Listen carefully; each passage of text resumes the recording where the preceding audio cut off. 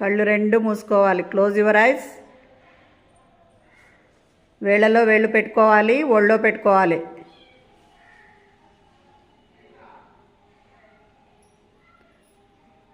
కాళ్ళు రెండు మడుచుకోవాలి.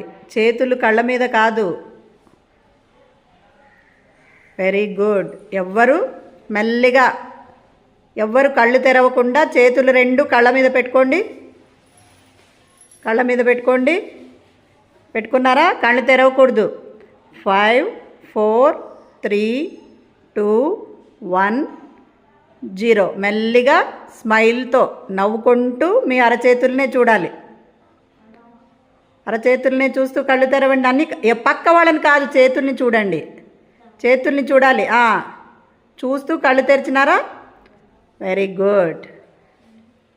చేతుల్ని చూసుకోండి. Very good. ఆ ఎనర్జీ మనం అలా చేస్తే ఏమవుతుందో తెలుసా? మన ఎనర్జీ ఆ చేతుల్లో ఉన్నది కూడా మన కళ్ళ ద్వారా ఎక్కడికి వెళ్తుంది? Very good. మళ్ళీ ఏం చేయాలి నెక్స్ట్? ధ్యానానికి. Very good. అంటే మీ అంత వయసు ఉంటుంది వాళ్ళకి. వాళ్ళంతా మనకి స్కూల్కి ఎట్లా పోతారో వాళ్ళకి ఒక గురువు ఉంటాడు. రాజులు కదా, వాళ్ళ దగ్గరికే వచ్చి అక్కడ వాళ్ళకి గురువు రోజు నేర్పిస్తూ ఉంటాడు కదా, అన్ని పాఠాలు నేర్పిస్తూ ఉంటాడు. ఒకరోజు ఏమి బాణం కొట్టేది విల్లు తెలుసు కదా, బాణాలు వేస్తుంటారు కదా, మనం సినిమాలో చూస్తాం కదా, అది నేర్పిస్తూ ఉంటాడనమాట. నేర్పిస్తూ ఉంటాడు. అందరూ బాగా నేర్చుకున్నారు. ఒక చెట్టు మీద ఒక పక్షి ఉంటుంది అనమాట. ఏముంటుంది? ఆ పక్షిని కొట్టాల. కానీ అక్కడ ఎంతమంది ఉన్నారు కౌరవులు? Very good. కౌరవులు ఎంతమంది? పాండవులు. వాళ్ళందరూ ఏం చేస్తున్నారు? అందరికీ నేర్పిస్తున్నాడు. ఎవరు బాగా కొడతారు అని అందరికీ పోటీ కాదు, ఎవరు బాగా కొడతారో చూద్దామంటే ఎవ్వరు ఆ పక్షిని కొట్టారు. కానీ ఒకే ఒక్కరు కొడతారనమాట.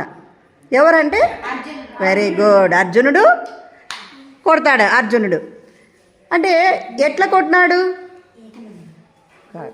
అర్జునుడు బాణం కొట్టినాడు. మళ్ళీ అందరూ ఎందుకు కొట్టలేకపోయినారు?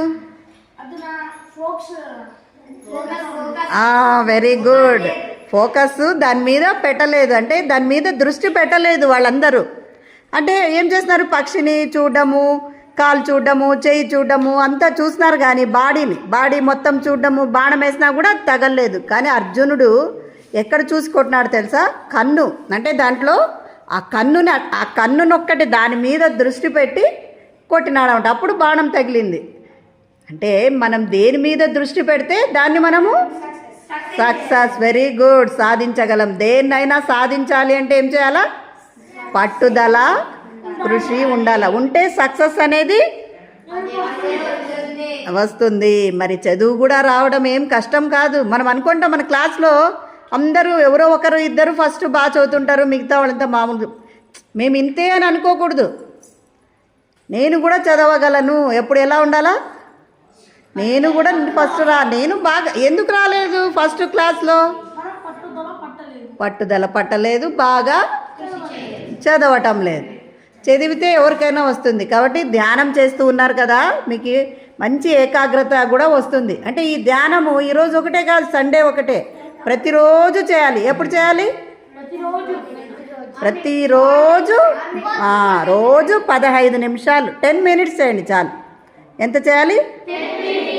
10 మినిట్స్ చేయాలి. రోజు చేస్తారా? మళ్ళీ ప్రామిస్?